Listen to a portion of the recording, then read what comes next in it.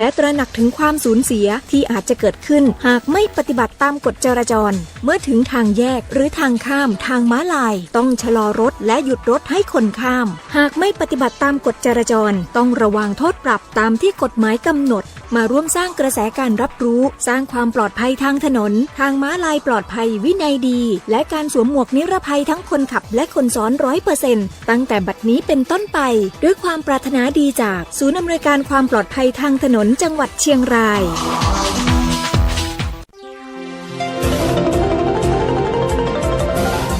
วิทยุแห่งประเทศไทยให้ความรู้คู่ความสุขท่านกำลังฟังสถานีวิทยุกระจายเสียงแห่งประเทศไทยจังหวัดเชียงราย FM 95.75 เมกะเฮิรตซ์วิทยุเพื่อข้อมูลข่าวสารและบริการท้องถิ่นจากนี้ไปขอเชิญรับฟังรายการผู้ว่าเชียงรายพบประชาชนติดตามผลการดำเนินงานนโยบายเร่งด่วนและวาระสำคัญของจังหวัดเชียงรายคุยสบายได้สาระร่วมแสดงความคิดเห็นเพื่อพัฒนาเชียงรายในรายการผู้ว่าเชียงรายพบประชาชนทุกวันศุกร์ 9 โมงเช้าทางสวทเชียงราย FM 95.75 เมกะเฮิรตซ์โทร 053-711-494 และเพจสวทเชียงรายกรมประชาสัมพันธ์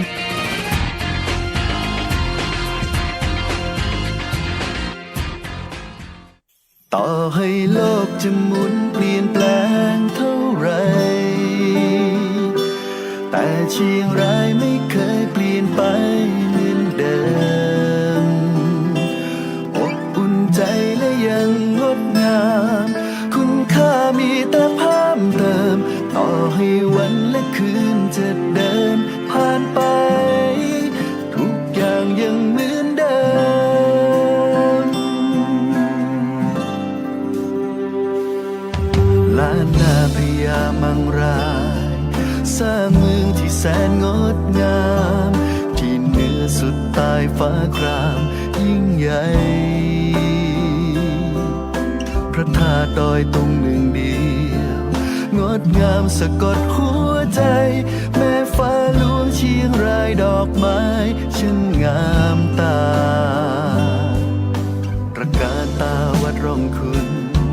หมู่บ้านลอยร่มเย็นผู้ชี้ดาวต้องมาเห็นด้วยตา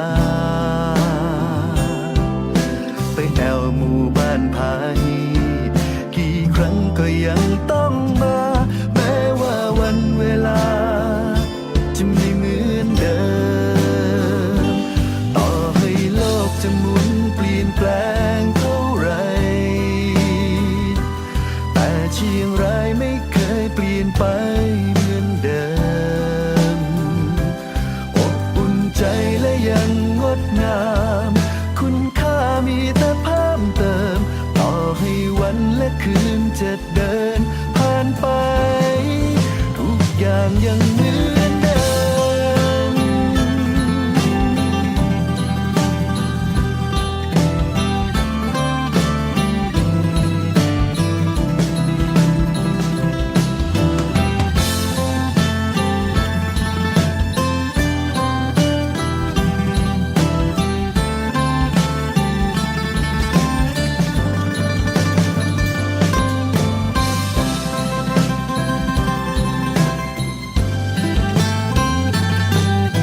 ตระการตาวัดร่องคุณหมู่บ้านลอยร่มเย็นผู้ชี้ดาวต้องมาเห็นด้วยตาไปแอวหมู่บ้านพาฮีกี่ครั้งก็ยังต้องมาแม้ว่าวันเวลาจะไม่เหมือนเดิมต่อให้โลกจะหมุนเปลี่ยนแปลงเท่าไรแต่เจียงไฮ้บ่เคยเปลี่ยนไปเหมือนเดิมอบอุ่นใจและยังงดงามคุณค่ามีแต่เพิ่มเติมต่อให้วันและคืนจะเดินผ่านไปทุกอย่างยังเหมือนเดิม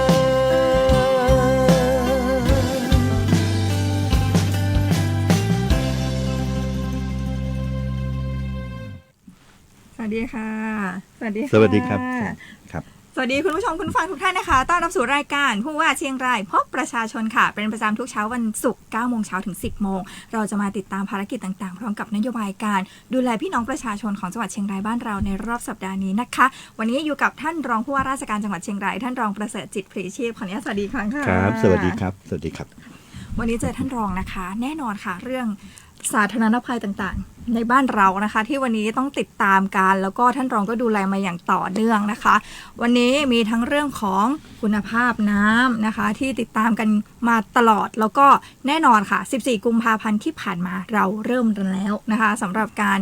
ห้ามเผาในที่โล่งโดยเด็ดขาดแต่วันนี้รู้สึกชื้นใจมาหน่อยไหมคะท่านรอง ฝนตก ฝนตก ชุ่มฉ่ ชุ่ม ำ ฉ่ำ นะครับครับ ชุ่มฉ่ำมาเลยทีเดียวงั้นเดี๋ยววันนี้ขออนุญาตไปติดตามเรื่องนี้ก่อนเพราะว่าพี่น้องประชาชนนะคะ เราก็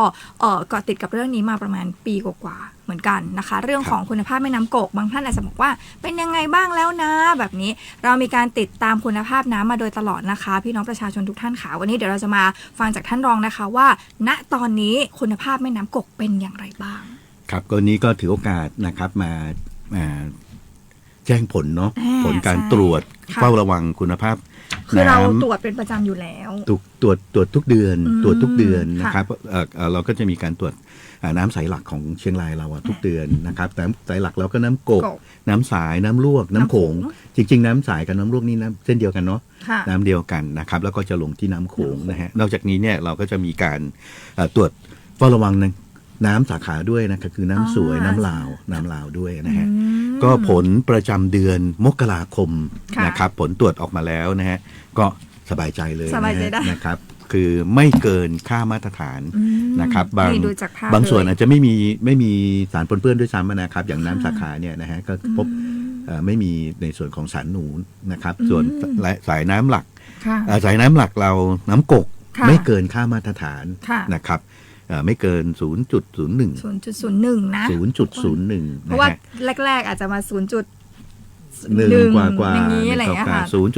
กว่าอีกทีนึงนะแต่มีของน้ำสายเกินมาเล็กน้อยฮะนิดเดียวนะครับเกินมาสูงสุดอยู่ที่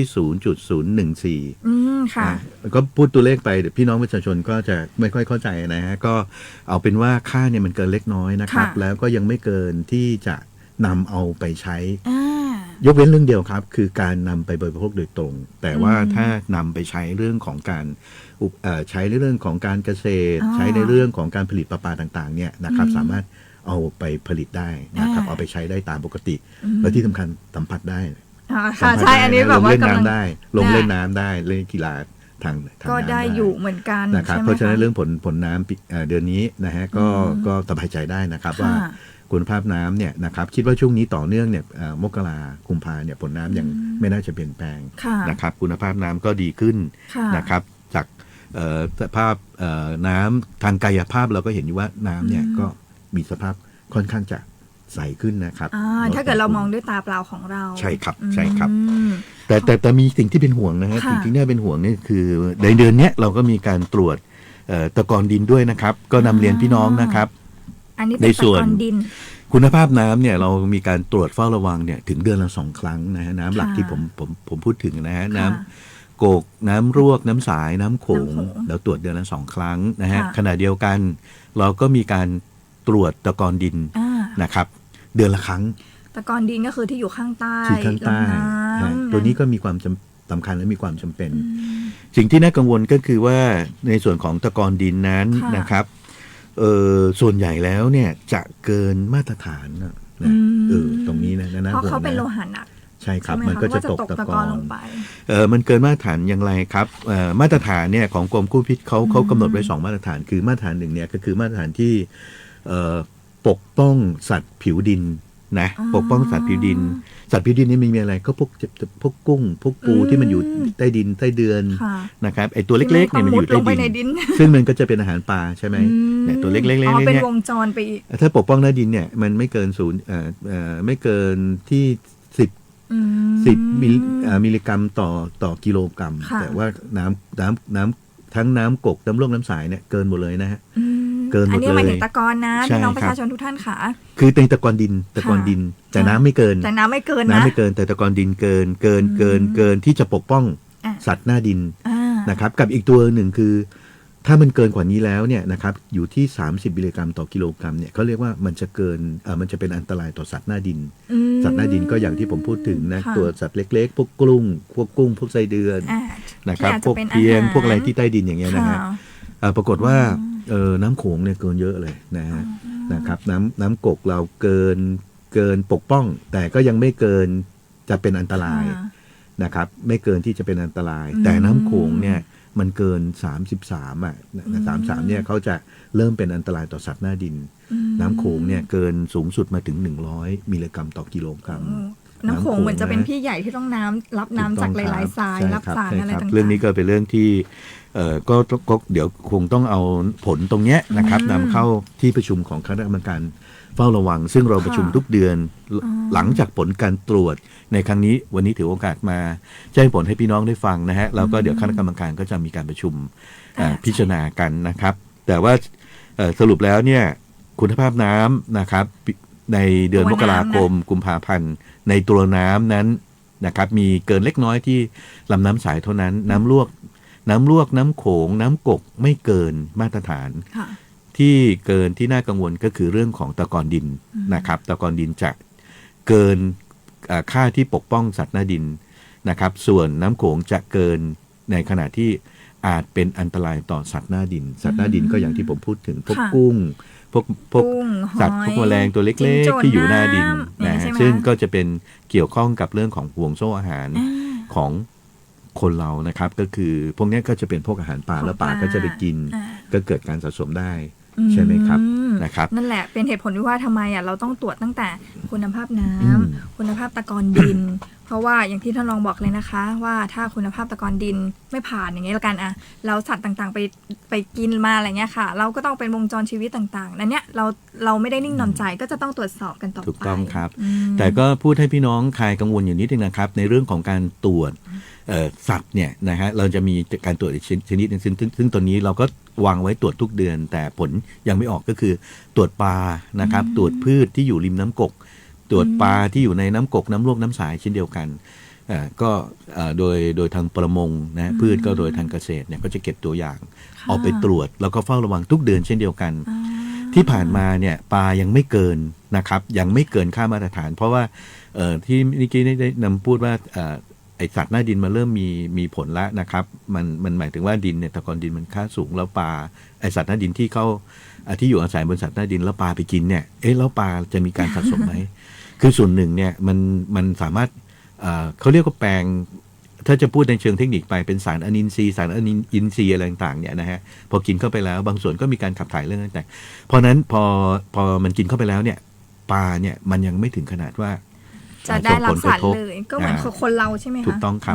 บก็เพราะฉะนั้นตรงนี้ก็ให้พี่น้องใครกังวลอยู่นิดนึงนะครับว่าเราจะมีการตรวจเฝ้าระวังซึ่งเดี๋ยวถ้าผลออกมาเราจะรีบแจ้งให้พี่น้องประชาชนได้รับทราบแล้วก็อีกส่วนหนึ่งที่อยากจะนำเรียนก็คือเรื่องของการสัมผัสน้ำนะเดี๋ยวจะเข้าสู่ช่วงของสงกรานต์แล้วใช่ไหมปีใหม่เมืองนะฮะโดยเฉพาะอาจจะกังวลกันเนาะน้ำกกนะฮะค่ามาตรฐานของกรมอนามัยเนี่ยนะครับเขากำหนดค่ามาตรฐานไว้ที่ 0.05 นะสำหรับน้ำที่จะลงไปเล่นหรือสัมผัสน้ำกกเนี่ยต้องนำเรียนพี่น้องประชาชนนะครับเท่าที่ผ่านมายังไม่เคยถึงนะฮะค่าที่เกินจะเกินเล็กน้อยมากเพราะฉะนั้นเนี่ยนะครับก็ผมต้องขออนุญาตถือโอกาสนี้ยืนยันนะครับเราสามารถสัมผัสน้ำได้ตามปกตินะครับแม้แต่การลงไปเล่นหรือการไปว่ายน้ำไปเล่นน้ำไปแพเปียกอะไรต่างๆหรือใช้กิจกรรมทางน้ำได้อย่างปกตินะครับเพราะค่าไม่เกินที่กรมอนามัยกำหนดนะครับเราต้องใช้มาตรฐานอย่างนี้นะครับเราไม่งั้นเราจะไม่มีตัวชี้วัดอย่างเราถ้าบอกพี่น้องประชาชนไปว่าค่ามันเกิน 0.01 0.23 แล้วพี่น้องก็จะไม่เข้าใจว่าแล้วมันเกินขนาดนี้มันมีส่งผลกระทบอย่างไรนะครับเพราะฉะนั้นเนี่ยเราต้องมีค่ามาตรฐานที่จะเป็นตัวชี้วัดว่าถ้าขนาดนี้แล้วนะครับมันยังใช้ทำอะไรอย่างไรได้บ้างนะครับดีที่สุดก็คือไม่มีนะครับแต่ว่าเราก็ยังมีปัญหาเรื่องเหล่านี้อยู่ยังมีบางปีที่แล้วเราก็เจอเยอะนะครับว่ามันเกินต่อเนื่องแต่ว่าหลังจากเดือนสิงหาคมเป็นต้นมาน้ำกกค่าน้ำกกเนี่ยเรียกว่ายังไม่เจอสารหนูที่เกินมาตรฐานเลยนะครับเพราะนั้นเนี่ยนะครับในช่วงของเดือนเมษา เนี่ยที่ถึงนี้นะครับเราน่าจะสามารถที่จะลงไปเล่นน้ำนะใช้ชีวิตในส่วนของการใช้ ก็อาจจะกลับไป ใช้น้ำปกติ ปีก่อนๆใช่ไหม แพ้เปียกนะฮะ อืม เพราะพี่น้องอาจจะสงสัยหรือกังวลในประเด็นตรงนี้ว่า ตกลงเราจะเล่นน้ำได้ไหมนะฮะน้ำกกนะครับน้ำสายอาจจะเกินมานิดหนึ่งนะฮะแต่คุณภาพน้ำสายก็มันก็ขุ่นเนาะมันก็ไม่ควรเล่นแต่น้ำกกเนี่ย ใช่ ยืนยันว่าเล่นได้ครับแผลเปียกเราสามารถสัมผัสน้ำได้ตามปกติครับ ใช่ก็เป็นอีกหนึ่งกิจกรรมกระตุ้นเศรษฐกิจผ่านการท่องเที่ยวนะคะ อย่างตอนนี้ก็ที่แม่สวยก็เริ่มละใช่ไหมคะที่แม่สวยเขาก็เริ่มให้ไปท่องเที่ยวเป็นแพเปียกแล้วนะคะ แล้วก็ได้รับการตอบรับนะคะจากนักท่องเที่ยวไม่ว่าจะบ้านเราเองหรือต่างจังหวัดรวมไปถึงต่างชาติก็มาเที่ยวบ้านเราเยอะเช่นกัน ครับ ดังนั้นในเรื่องของคุณภาพ น้ำกกนะคะ เราวางใจกันได้ว่าไม่ว่าจะเป็นในเรื่องของคุณภาพของตัวน้ำเองอย่างเงี้ยค่ะก็สามารถที่จะใช้อุปโภคบริโภคได้ แต่ว่าอย่างในเรื่องของน้ำดื่มก็จะเป็นเรื่องของประปาใช่ไหมคะ ประปาเดือนผลการตรวจประปาเดือนนี้ค่ามาตรฐานนะครับสามารถประปาบริโภคได้เลยนะค่ามาตรฐานถึงขนาดบริโภคได้ เหมือน แต่ว่าส่วนใหญ่เราก็ไม่ ก็ทำได้ผ่านบริโภคได้อยู่แล้ว บริโภคได้ก็คือประปาดื่มได้นะครับ อ่า อันนี้เป็นสโลแกนของการประปาส่วนภูมิภาคเพราะฉะนั้นผลน้ำเหล่านี้จะเป็นน้ำดิบสำหรับผลิตประปานะครับแล้วประปาก็จะมีกระบวนการในการกรองในการใช้สารที่มันเป็นสารเคมีบางส่วนอะไรต่างๆเนี่ยเพื่อกำจัดสิ่งแปลกปลอมเหล่านี้มีกระบวนการกรองออกมาจนขนาดว่าประปาเนี่ยสามารถที่จะมาดื่มมาใช้ได้ตามในปกติในครัวเรือนเพราะฉะนั้นเรื่องน้ำประปานี่ไว้ใจได้เลยครับน้ำกกน้ำร่วงใสเราก็เกินนิดเดียวด้วยนะฮะแล้วเพราะฉะนั้นเนี่ยเมื่อผ่านกระบวนการประปาแล้วเนี่ยก็เข้าสู่มาตรฐานชนิดที่เรียกว่าประปาดื่มได้ครับ ใช่ยังไงก็วางใจกันได้นะคะอย่างที่บอกไปค่ะว่าทางจังหวัดนะคะได้ติดตามในทุกเขาเรียกว่าทุกปัญหาต่างๆที่เกิดขึ้นนะคะ อย่างเรื่องของคุณภาพน้ำกกเองท่านรองบอกค่ะ เกินแล้วก็บอกไม่เกินแล้วก็มาแจ้งแบบนี้แหละค่ะว่าพี่น้องประชาชนสามารถวางใจได้นะคะ แล้วก็ในเรื่องของไม่ว่าจะเป็นพืชสัตว์ต่างๆก็มีการตรวจเช่นกันไม่ได้ตรวจแค่น้ำเนาะยังไงแล้วเดี๋ยวเราติดตามกันต่อนะคะสำหรับผลต่างๆที่จะเกิดขึ้น แต่แน่นอนว่าทางจังหวัดนะคะดูแลพี่น้องประชาชนอย่างดีเยี่ยมแน่นอนเดี๋ยวสักครู่นะคะเราจะนำทุกท่านไปติดตามรับชมแล้วก็รับฟังคลิปนะคะที่เกี่ยวกับเรื่องน้ำเนี่ยแหละนะคะแล้วเดี๋ยวเราจะกลับมาพูดคุยกันในเบรกต่อไป ซึ่งก็เป็นเรื่องราวที่จะต้องร่วมด้วยช่วยกันอย่างต่อเนื่องเช่นกันเรื่องของไฟป่าและหมอกควันนั่นเองช่วงนี้ไปพักสักครู่นะคะ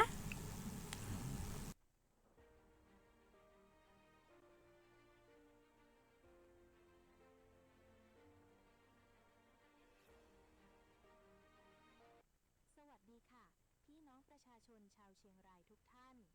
วันนี้จังหวัดเชียงรายขอประชาสัมพันธ์การใช้ประโยชน์จากแม่น้ำสายหลัก แม่น้ำกก แม่น้ำสาย แม่น้ำรวก และแม่น้ำโขง ประจำเดือนมกราคม 2569 ซึ่งก็ต้องแจ้งว่าเป็นผลจากการตรวจวัดคุณภาพน้ำ น้ำบาดาล พืชผัก และปลา เมื่อเดือนธันวาคม 2568 พี่น้องประชาชนคะ น้ำจากแม่น้ำกก แม่น้ำสาย แม่น้ำรวก แม่น้ำโขง ที่นำมาผลิตน้ำประปาของการประปาส่วนภูมิภาค สามารถดื่มได้ ปลอดภัยตามมาตรฐานขององค์การอนามัยโลก ส่วนน้ำจากแม่น้ำหรือน้ำจากบ่อบาดาล หากจะนำน้ำมาใช้เพื่อการอุปโภคในครัวเรือน เช่นล้างจาน ซักผ้า สามารถใช้ได้ แต่หากจะนำน้ำมาบริโภคหรือดื่มโดยตรง จะต้องผ่านการกรองหรือปรับปรุงคุณภาพน้ำเสียก่อนสำหรับกิจกรรมอื่นๆในชีวิตประจำวัน เช่นการเล่นกีฬาทางน้ำหรือเล่นน้ำหรือท่องเที่ยวทางน้ำสามารถทำได้ ด้านการเกษตรสามารถนำน้ำไปใช้รดพืชผักได้ การประมงชาวประมงสามารถลงน้ำหาปลาได้ ด้านปศุสัตว์สามารถนำน้ำให้สัตว์เลี้ยงได้ และที่สำคัญผลผลิตทางการเกษตร เช่นปลา พืชผักต่างๆ สามารถรับประทานได้ ทั้งนี้ขอให้พี่น้องประชาชนติดตามข้อมูลข่าวสารจากทางราชการและแหล่งข้อมูลที่น่าเชื่อถือเป็นประจำ สำหรับท่านใดที่อยากทราบผลการตรวจสอบคุณภาพน้ำ น้ำบาดาล พืชผักและปลา สามารถเข้าลิงก์ตาม QR Code ท้ายคลิปนี้นะคะ จังหวัดเชียงรายจะมาแจ้งข่าวอีกครั้งในเดือนถัดไป แล้วพบกันนะคะ ค่ะ ครับก็ เนี่ยเป็นตัวอย่างคลิปที่เราจะพยายามสื่อสารต่อพี่น้องประชาชนนะครับเราจะมีการประชุมคณะกรรมการเฝ้าระวังนะฮะแล้วก็จะทำคลิปสื่อสารต่อพี่น้องประชาชนนอกเหนือจากเนี่ยทางผมทางส่วนที่เกี่ยวข้องนะน้องต่อยก็เป็นส่วนหนึ่งเราจะมาบอกพี่น้องประชาชนบอกกล่าวนะฮะเราก็พยายามทำ animation เป็นการ์ตูนเป็นอะไรต่างๆเนี่ยสื่อสารต่อพี่น้องประชาชนให้ใครกังวลว่าแต่ละเดือนนะเราจะมีระบบเฝ้าระวังนะครับแล้วก็จะมาบอกว่าแต่ละเดือนนั้นคุณภาพน้ำเป็นอย่างไรสามารถใช้ได้ขนาดไหนนะฮะแล้วก็จะมีตัว QR code เนี่ยนะครับเมื่อสแกนเข้าไปแล้วเนี่ยก็จะเป็นผลน้ำที่เป็นเชิงวิชาการนะครับตัวนี้ก็สำหรับผู้ที่มีความรู้ทางวิชาการนิดนึงก็จะไปดูว่าค่าน้ำเท่านี้เนี่ยเป็นเหมือนว่าเป็นฐานข้อมูลเหมือนเราตรวจแล้วเราก็เผยแพร่ผลตรวจนะคะสู่สาธารณชนใช่ครับคือเผยแพร่ข้อมูลทั้งหมดเลยเพื่อว่าให้พี่น้องประชาชนเนี่ยสามารถตรวจสอบได้นะครับและสิ่งที่ทีมงานนะครับที่ได้ดำเนินการที่เฝ้าระวังอะไรต่างๆไปเนี่ยก็ทำมาจากฐานข้อมูลที่ถูกต้องนะครับใช่นั่นแหละค่ะสื่อต่างๆนะคะที่ทางจังหวัดเองอย่างที่ท่านรองบอกเลยเรามีทั้งในเรื่องของการประชุมวางแผนแก้ปัญหาอะไรต่างๆนานาและทั้งหมดทั้งมวลค่ะจะต้องหาทางให้พี่น้องประชาชนรับทราบถึงผลนั้นๆนะคะให้ได้มากที่สุดให้เข้าถึงพี่น้องประชาชนมากที่สุดไม่ว่าจะเป็นจากนี่แหละรายการวิทยุนะคะสื่อออนไลน์ต่างๆโทรทัศน์ต่างๆนะคะก็อยากจะให้พี่น้องประชาชนนะคะได้รับทราบข้อมูลเหล่านี้เพื่อที่ว่าเราจะได้นำไปเขาเรียกว่านำไปปรับใช้ในชีวิตประจำวันของเราได้นะคะอย่างคลิปเมื่อสักครู่ของน้ำเองเนี่ยก็จะสามารถนำไปปรับใช้ในเรื่องของชีวิตประจำวันของเราได้เช่นกันนะคะเดี๋ยวไปพักสักครู่หนึ่งไปฟังสปอตสำหรับการประชาสัมพันธ์อีกหนึ่งเรื่องราวของเรานะคะที่อยู่ในห่วงนี้เลยแล้วเดี๋ยวกลับมาพูดคุยกันต่อเกี่ยวกับเรื่องไฟป่าและหมอกควันนะคะจังหวัดเจียงไฮ้ขอความร่วมมือจากทุกภาคส่วนงดการเผาในที่โล่งทุกชนิดตั้งแต่วันที่1 มกราคมถึง13 กุมภาพันธ์ 2569 เพื่อเตรียมความพร้อมในการป้องกันบ่ให้ฝุ่นละอองขนาดเล็ก PM 2.5 เกินค่ามาตรฐานซึ่งจะส่งผลกระทบต่อสุขภาพและคุณภาพชีวิตของพี่น้องประชาชนในพื้นที่และกำหนดประกาศห้ามเผาในที่โล่งทุกชนิดโดยเด็ดขาดตั้งแต่วันที่ 14 กุมภาพันธ์ถึง 10 พฤษภาคม 2569บอกว่าจะเป็นการเผาขยะเผาเศษวัสดุทางการเกษตรหรือการเผาในพื้นที่ป่าพื้นที่สาธารณะและพื้นที่ส่วนบุคคลผู้ฝ่าฝืนจะมีความผิดตามกฎหมายอย่างเคร่งครัดพบเห็นการเผาในที่โล่งแจ้ง199ตลอด24ชั่วโมงมาร่วมกันหยุดเผาเพื่ออากาศสะอาดเจียงไฮ้ของเฮาน่าอยู่ตลอดไป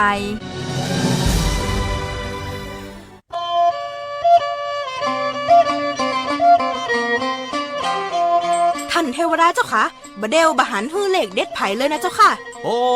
อากาศมันร้อนอารมณ์ก็บดีหายใจก็บ่ออกจะไปฮื้อเลขเด็ดไผ่หั่นเลขเลขเด็ดบ่ฮื้อใครสักคนนะโอ้ยข้าเจ้าก็ว่ามันเกิดอะไรอย่างขึ้นเจ้าท่านเทวดาก็หมู่เจ้าบ้านน่ะสุมไฟทางป้าทำให้ทำสวนเผาขี้เยอะควันบึ้งซ้ำเตื้อนะไฟลามเข้าป่าบ้านข้าบ่เหลือละโอ้ยติเปิ้นว่าโลกฮ้อนสาเหตุมันเกิดจากจะอี้นี่เองเก้าไม้มีน้อยอากาศก็ฮ้อนขึ้นคนเฮาก็ยังจะมาเผากันอยู่แต่การนะบ่ใจข้านะที่จะอยู่บ่ได้สู้เขาก็จะอยู่บ่ได้โอ้ได้เวลาละเวลาไอ้หยังนะเจ้าก็เวลาจะต้องไปแล้วนะกะไฟมาหั่นบึ้งนะอะไรถึงเวลาต้องไปละแล้วปะกันไมเนอร์ไปเสาะหาที่อยู่ใหม่ก่อนด้วยความปรารถนาดีจากจังหวัดเจียงไฮ้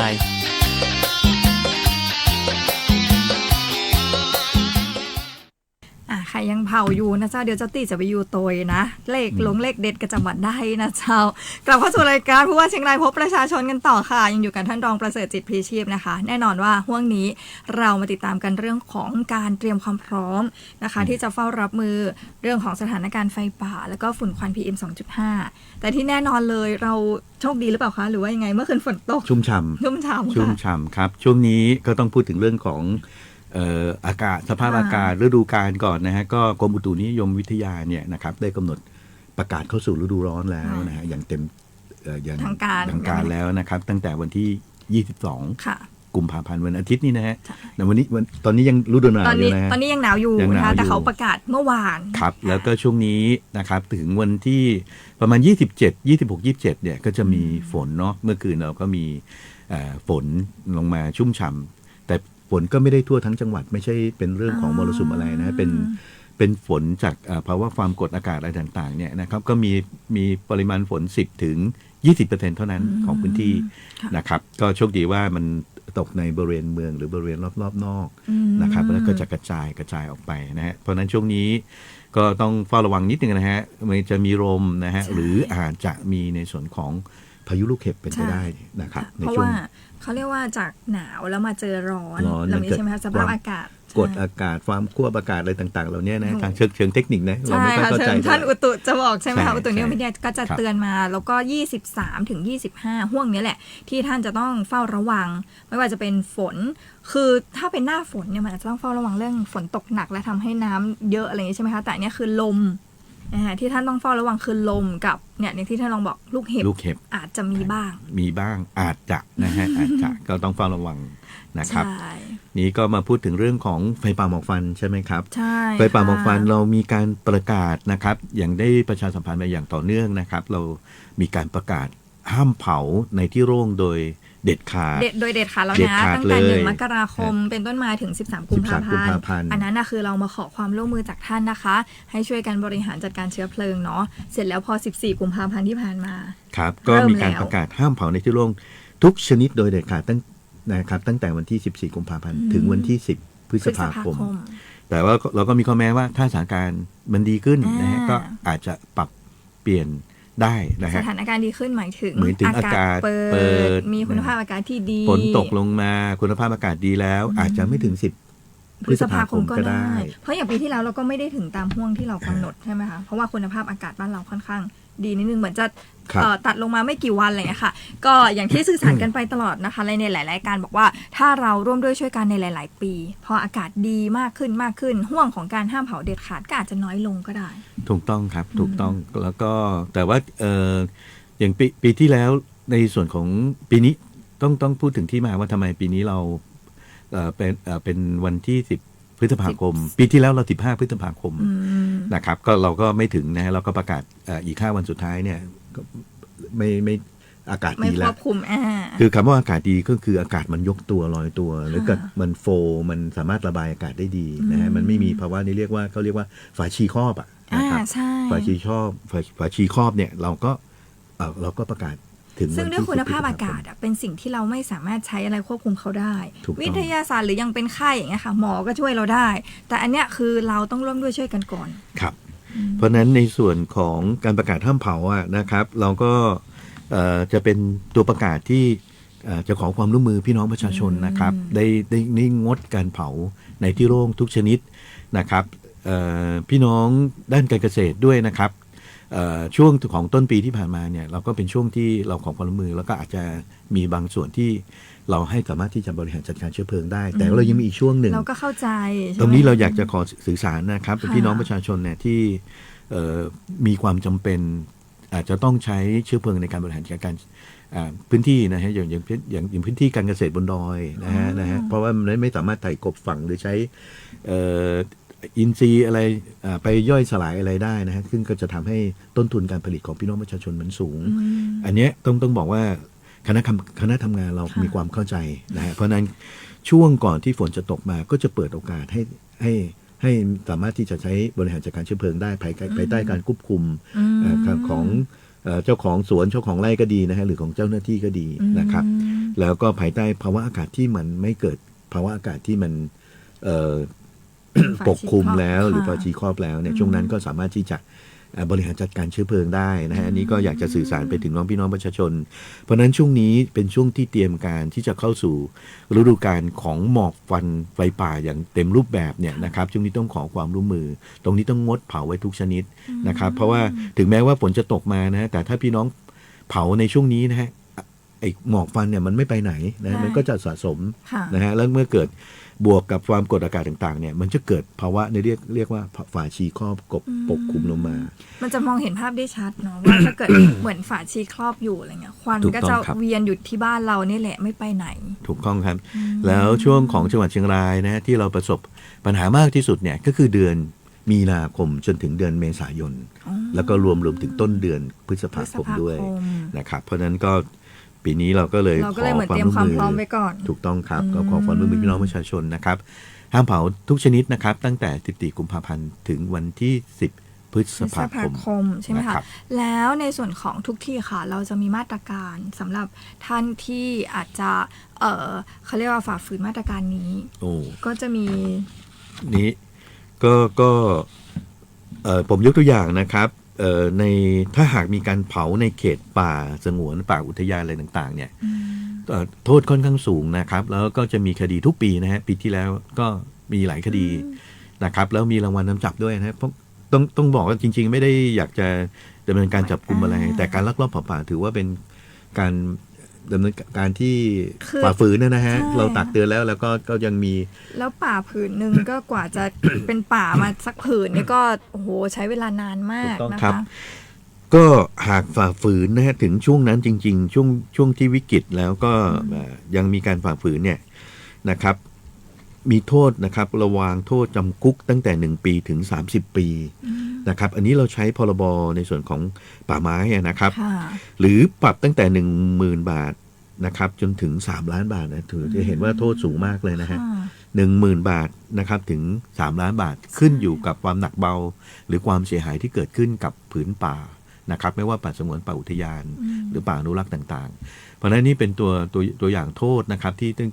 ต้องแจ้งเตือนพี่น้องประชาชนก่อนนะครับต้องแจ้งเตือนพี่น้องประชาชนก่อนว่าช่วงที่เผาป่านะต้องพูดถึงเรื่องเผาป่าจริงๆที่เขตป่านะฮะไม่ใช่เขตพื้นที่ทำกินที่อยู่ในป่านะฮะเผาป่าเพราะนี่ต้องถือว่าเป็นเจตนาที่ไม่ดีแล้วนะนอกจากสร้างเรื่องของไฟป่าหมอกควันสร้างมลพิษต่างๆแล้วเนี่ยยังถือว่าทำลายทรัพยากรธรรมชาติสิ่งแวดล้อมเพราะนั้นบทกำหนดโทษก็ค่อนข้างจะสูงนะครับทีนี้มีอีกตัวหนึ่งการเผาในพื้นที่เกษตรนะครับในห่วงที่เราห้ามเผาอยู่ตรงนี้นี่ก็จะมีโทษในส่วนของกฎหมายนะครับของเกษตรนะครับ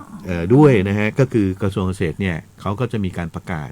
ของกระทรวงเกษตรอันนี้บังคับใช้ทั่วประเทศเลยตั้งแต่1 กุมภาพันธ์เป็นต้นมาแล้วนะฮะ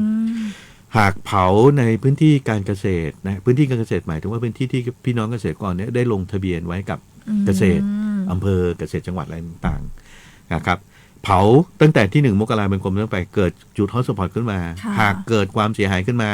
เช่นน้ำท่วมอะไรต่างๆจะไม่ได้รับการช่วยเหลือจากราชการนี่นะเกิดน้ำท่วมอย่างของเราเนี่ยที่ผ่านมาเราน้ำท่วมปี67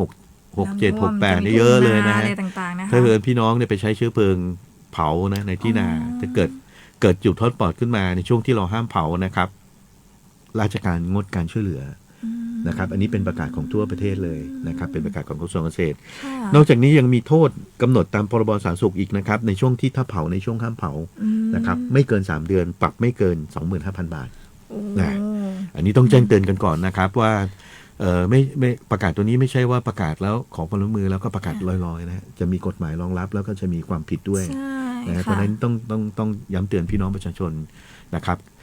อันดับแรกขอความร่วมมือก่อนครับอันดับที่2ก็คือต้องถือปฏิบัติตามนี้นะถ้าฝ่าฝืนก็จะมีโทษกำหนดนะครับนอกจากนี้ก็จะมีเรื่องของกฎหมายการจราจรกฎหมายอุตสาหกรรมกฎหมายอะไรต่างๆเหล่านี้นะครับก็จะมีการควบคุมและก็ใช้อย่างเข้มข้นนะครับในช่วงที่สถานการณ์ที่มันค่อนข้างพีคมาตรการเหล่านี้เป็นมาตรการที่เราได้วางไว้นะครับที่จะดูแลป้องกันในการแก้ไขปัญหาไฟป่าหมอกควันนะครับในจังหวัดเชียงรายเราก็จะแบ่งพื้นที่เป็นพื้นที่ป่านะครับก็จะมีป่าไม้มีสำนักอนุรักษ์ป่าไม้ป่าสงวนดูแลรับผิดชอบมีท่านในอำเภอในพื้นที่ก็ท่านในอำเภอมีกำนันผู้ใหญ่บ้านมีอปท.ที่จะช่วยดูแลนะครับนอกจากนี้ก็มีพื้นที่การเกษตรก็มีเกษตรจังหวัดนะครับแล้วก็ส่วนราชการที่เกี่ยวข้องแต่อย่างไรก็ตามก็จะอยู่ภายใต้การควบคุมของท่านในอำเภอของผู้นำท้องถิ่นท้องที่นะครับอีกอันก็คือฝุ่นในเขตเมือง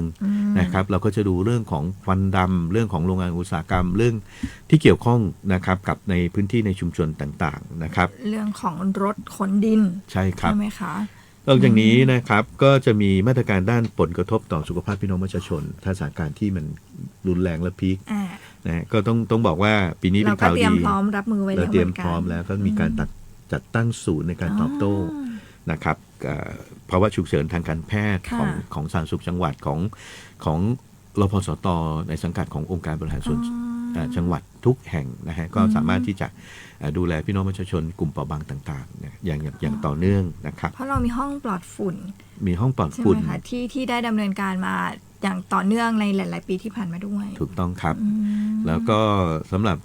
กลุ่มเปราะบางนะพี่น้องประชาชนโดยเฉพาะผู้ที่ติดเตียงก็จะมีการแจกมุ้งปลอดฝุ่นมุ้งปลอดฝุ่นนะครับให้กับกลุ่มเปราะบางนะครับแจกหน้ากากอนามัยต่างๆเหล่านี้นะเป็นการดำเนินการด้านสาธารณสุขที่เตรียมพร้อมไว้ตอนที่ถ้าเกิดค่าฝุ่นมันสูงเกินมาตรฐาน ต่อร่างกายของพี่น้องประชาชนแต่ตอนนี้ไม่เกินนะครับใช่แต่ตอนนี้คือเราก็ไม่อยากจะใช้เอาจริงๆความจริงแล้วเราสัมผัสเรื่องฝุ่นกันมาหลายปีมากๆเลยนะคะแล้วเราก็เห็นแล้วว่ามีผลกระทบต่อสุขภาพร่างกายของเรามากแค่ไหนดังนั้นก็เป็นน่าจะเป็นอีกแนวทางหนึ่งค่ะที่ผ่านๆมาเราก็ได้รับความร่วมมือจากพี่น้องประชาชนมาอย่างดีเยี่ยมเช่นกันใช่ครับไม่ให้ค่าฝุ่นอย่างตอนเนี้ยค่าฝุ่นก็ยังไม่เกินนะคะแล้วก็ถ้าเกิดเรายังร่วมมือกันไปแบบนี้นะคะบางทีก็ในเรื่องของการห้ามเผาโดยเด็ดขาดนี่ก็อาจจะลดลงก็ได้สำหรับระยะเวลาเขาถึงต้องมีวงเล็บไว้นะคะว่าห่วงเวลาอาจเปลี่ยนแปลงได้ครับก็การทำงานทุกอย่างมีตัวชี้วัดหมดนะครับเรามีตัวชี้วัดในเรื่องของจุดฮอตสปอตนะครับซึ่งปีที่แล้วเนี่ยผลการดำเนินการเนี่ยดีมากๆเลยแต่ปีที่แล้วเราต้องบอกว่า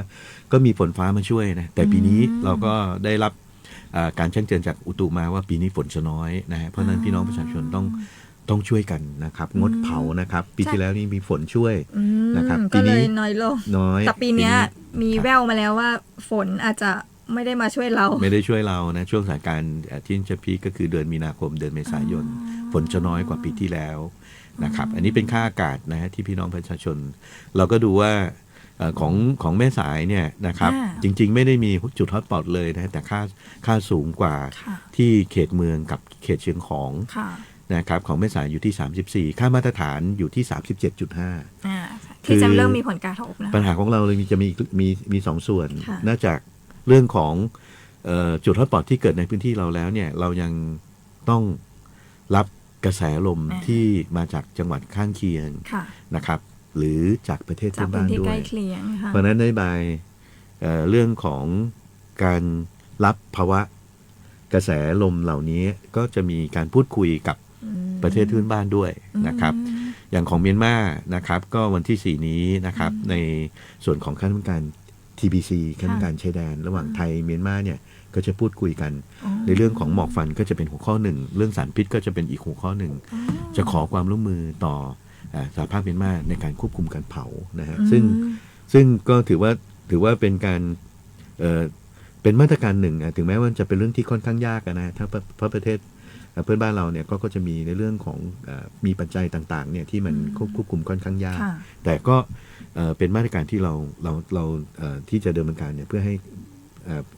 เรื่องของหมอกควันข้ามแดนดีขึ้นแต่ก็ถือว่าเป็นเรื่องราวที่น่ายินดีที่เราก็จะได้รับความร่วมมือมาจากเขาบ้างเช่นกันอะไรอย่างเงี้ยฟังสปป.ลาวก็เช่นเดียวกันนะฮะสปป.ลาวเราจะกำหนดวันที่25นะฮะที่จะทำในเรื่องของการประชุมความร่วมมือกันระหว่าง2ประเทศนะฮะโดยท่านผู้ว่าราชการจังหวัดและเจ้าแขวงบ่อแก้วนะครับเจ้าเมืองปากท่าเจ้าเมืองห้วยทรายนะฮะเจ้าเมือง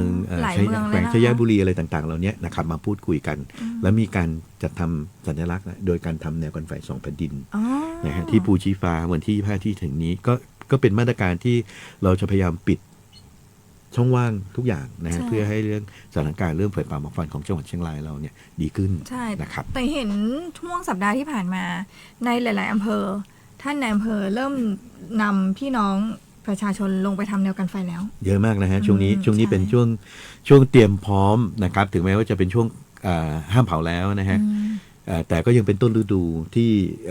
ยังไม่มีปัญหามากนักนะใบไม้ใบหญ้าต่างๆยังไม่ค่อยแห้งนะครับก็เราก็เตรียมความพร้อมในการจัดทำแนวกันไฟจะทำเสวียนทางเกษตรเขาก็ไปดูเรื่องของวัสดุเหลือใช้ทางด้านการเกษตรนะครับไปดำเนินการมาตรการต่างๆไม่เผาสร้างได้นะครับก็ต้องเรียกว่าช่วยร่วมด้วยช่วยกันนะครับแต่สิ่งที่สำคัญที่สุดเนี่ยนะครับสิ่งที่สำคัญคือความร่วมมือจากพี่น้องประชาชนนะครับไม่ขีดไม่จุดนะครับไฟไม่เกิดขึ้นก็ไม่เกิดไฟป่าหมอกควันนะครับใช่ค่ะพ อเกิดขึ้นมาสักจุดหนึ่งแล้ว อันนั้นก็คือฮอตสปอตละ ถูก บางที ต้อง พี่น้อง ครับ ประชาชนอาจจะถามว่าแล้วฮอตสปอตเขาเอามาจากไหนเขาจะมีเป็นดาวเทียมมาวัดใช่ไหมคะ ถูกต้องครับดาวเทียมเนี่ยนะครับเขาจะส่งผลมาให้เราเนี่ยวันละ2 ครั้ง อ๋อ 2 ครั้ง แสดงว่ามีรอบดาวเทียม มีรอบดาวเทียมประมาณเที่ยงวันกับประมาณตี 1เที่ยงคืน2 รอบ เพราะฉะ เห นั้น มือ เรา น12 ชั่วโมง ถูกต้องครับ ท่ เพราะฉะนั้นไฟป่าเกิด1จุดเราจะได้จุดฮอตสปอตมา2 จุดนะครับถ้าเกิดไม่ดับนะครับเที่ยงวัน1 จุดแล้วก็เที่ยงคืนอีก1 จุดนะเพราะฉะนั้นเนี่ยถ้าเกิดไฟป่านะฮะหมอกควันเนี่ยที่อาจจะยังมีพี่น้องประชาชนยังเรามองเนี่ยเจตนาดีก็อาจจะยังไม่รู้ประกาศของเรานะฮะ ค่ะ ของจังหวัดเนี่ยนะครับก็มีการจุดไฟเผาเนี่ยแล้วมีการลุกลามแล้วไม่ดับเนี่ยเชียงรายเราจะมีจุดฮอตสปอตถึง2 จุดคือเที่ยงวันกับเที่ยงคืนหลังเที่ยงคืนนะครับตี 1ประมาณตี 1นะครับเพราะฉะนั้นเนี่ยเกิดฮอตสปอตเกิดหมอกเกิดควันขึ้นมาพี่น้องต้องช่วยกันนะครับช่วยกันดับนะครับเพื่ออากาศที่ดีของพี่น้องจังหวัดเชียงรายเรานะครับเราไม่ถาถมเองนะฮะถึงแม้ว่าจะมีภาวะนอกรอบเราก็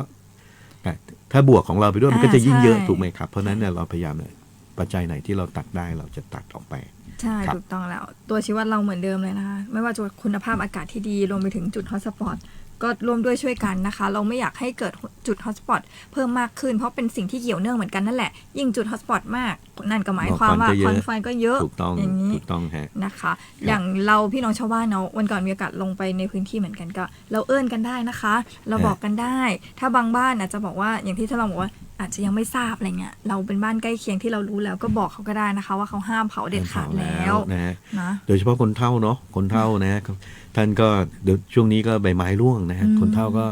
กับท่านก็ไปฝาดผมเคยเห็นอย่างเงี้ยนะฮะคนเฒ่าก็ไม่รู้นะครับก็ฝาดกองแล้วก็จุดไฟเผาอะไรเงี้ยนี่ต้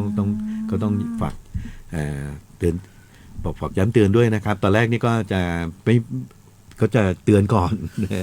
นะครับว่าห้ามเผาแล้วนะครับ อยากดำเนินคดีอะไรเลยอะไรอย่างเงี้ยนะคะเพียงแต่ว่าด้วยผลกระทบที่มันอาจจะเกิดขึ้นในวงกว้าง แล้วก็อย่างที่เราทราบค่ะเรื่องตอนเนี้ยฝุ่น PM 2.5 ไม่ได้มีแค่เชียงรายแทบจะทั่วประเทศก็ต้องมาให้ความสำคัญด้านนี้เหมือนกันในเมืองหลวงเองค่ะเขาก็มีสาเหตุไม่ว่าจะเป็นเรื่องควันดำเรื่อง งานอุตสาหกรรม ใช่ รถยนต์ ต่าง ถูกต้อง ๆพอกลับมาบ้านเราเรื่องนี้ควบคุมไหมเราควบคุมอยู่แล้ว อย่างเรื่องควันดำขนส่งก็ต้องดูแลอยู่แล้วนะคะ อันนี้เนี่ยก็บางทีก็อาจจะบอกว่าทำไมมา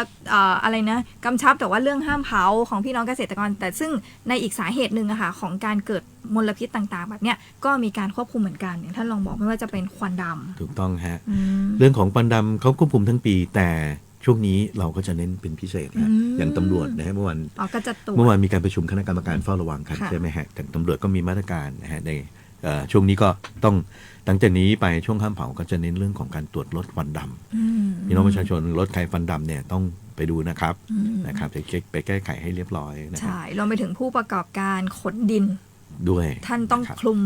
ผ้าด้วยนะคะ เพราะว่าก็เป็นอีกหนึ่งปัจจัย ถูกต้องครับ ที่จะก่อให้เกิดฝุ่น ครับ นะคะ อันนี้ก็วันนี้เราติดตามกันมา2เรื่องราวเป็นเรื่องที่พี่น้องประชาชนค่อนข้างที่จะให้ความสนใจแล้วก็กังวลเหมือนกันเพราะว่าเกี่ยวเนื่องกับคุณภาพชีวิตเนาะ แต่ว่าก่อนอื่นเนี่ยนะครับต้องขอบคุณพี่น้องประชาชนมากๆนะฮะคือตั้งแต่ที่ผมได้ทำงานด้านไฟป่าหมอกควันมาเนี่ยเราก็จะเห็นความร่วมไม้ร่วมมือจากพี่น้องประชาชนนะครับจากส่วนราชการเนี่ยค่อนข้างมากเลยสำหรับพี่น้องจังหวัดเชียงรายนะฮะการประกาศห้ามเผาเนี่ยเราจะได้รับความร่วมมือจากพี่น้องประชาชนเรียกว่า 90% นะฮะจะทราบนะฮะจะเหมือนจะเป็นส่วนหนึ่งของเราแล้วนะฮะว่าช่วงนี้เราห้ามเผาก็พี่น้องประชาชนจะให้ความร่วมมือที่ดีมากยังคงมีส่วนหนึ่งเท่านั้นเองนะที่มีการไปลักลอบเผานะฮะโดยเฉพาะพื้นที่ป่าพื้นที่ที่ไกลหูไกลตานะครับแต่พื้นที่เกษตรพื้นที่ด้านล่างเนี่ยนะครับพี่น้องประชาชนให้ความร่วมมือดีมากอันนี้ต้องกราบขอบพระคุณพี่น้องประชาชนแทนนะครับส่วนราชการแทนทุกส่วนแทนพี่น้องประชาชนทุกส่วนนะที่พวกเราร่วมด้วยช่วยกันนะครับที่จะไม่เผานะครับไม่ว่าจะเผาอะไรก็ตามที่มันจะทำให้เกิดในส่วนของควันขึ้นมานะครับหรือPM 2.5 ที่มันจะทำให้เกิดมลพิษเกิดอันตรายต่อสุขภาพพี่น้องประชาชน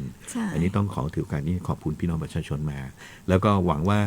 ในปีนี้ก็เช่นเดียวกันครับเราเริ่มห่วงของการไม่เผาแล้วนะครับตั้งแต่14 กุมภาพันธ์ นะครับเป็นต้นไปจนถึงประมาณ10 พฤษภาคมอันนี้ช่วงนี้ก็ต้องขอความร่วมมือเหมือนเช่นที่ผ่านมานะ ใช่ ครับ นะคะทุกมาตรการค่ะที่เราได้นำเสนอไปหรือแม้แต่กำหนดออกมานะคะ จะสำเร็จไม่ได้เลยถ้าเกิดว่าเราไม่ได้รับความร่วมมือจากพี่น้องประชาชนนะคะ แล้วก็อย่างที่บอกไปค่ะว่าการเผาหรือการทำให้เกิดจุดฮอตสปอตณปัจจุบันเนี้ยค่ะนอกเหนือจากที่จะต้องมีเสือไฟหรือเจ้าหน้าที่ที่จะต้องเข้าไปเห็นเองแล้วเนี่ยด้วยตัวดาวเทียมเขาก็ช่วยได้เยอะเหมือนกันดังนั้นอาจจะอย่างที่บอกไว้ว่าอาจจะเป็นในป่าไกลอะไรเงี้ยอาจจะไม่มีคนเห็นอันนั้นมีคนเห็นนะคะยังไงก็ร่วมด้วยช่วยกันเนาะเราจะได้มีคุณภาพอากาศที่ดีนะคะ วันนี้ต้องลาไปแล้วนะคะท่านรองค่ะฝากเรื่องท่องเที่ยวนิดนึงไหมคะไปเที่ยวได้นะคะสำหรับเขื่อนแม่สวย เขื่อนแม่สวยที่ท่องเที่ยวได้ครับน้ำกกเล่นน้ำได้ครับน้ำกกน้ำโขงเล่นน้ำได้นะครับสัมผัสได้น้ำใสก็สัมผัสได้นะครับค่าไม่มีเกินมาตรฐานนะครับเพราะฉะนั้นคิดว่าปีใหม่ปีนี้นะเราจะเล่นน้ำอย่างมีความสุขนะครับแล้วก็เชิญพี่น้องประชาชนได้ท่องเที่ยวในจังหวัดเชียงรายนะครับแล้วก็พี่น้องที่อยู่ต่างจังหวัดที่ฟังสวทเชียงรายก็เชิญอากาศดีมากช่วงนี้นะครับก็ยังสามารถที่ท่องเที่ยวในจังหวัดเชียงรายได้อย่างเต็มที่ครับขออนุญาตเชิญชวนมาณโอกาสนี้ครับค่ะสำหรับวันนี้นะคะผู้ว่าเชียงรายพบประชาชนต้องลาไปแล้วเราเจอกันใหม่วันศุกร์หน้านะคะ 9 โมงเช้าถึง 10 โมงแน่นอนว่าจะมีเรื่องราวมาสื่อสารกับพี่น้องประชาชนอย่างแน่นอนนะคะวันนี้ขอบพระคุณสำหรับการติดตามรับชมและรับฟังนะคะสวัสดีค่ะครับสวัสดีครับสวัสดีครับ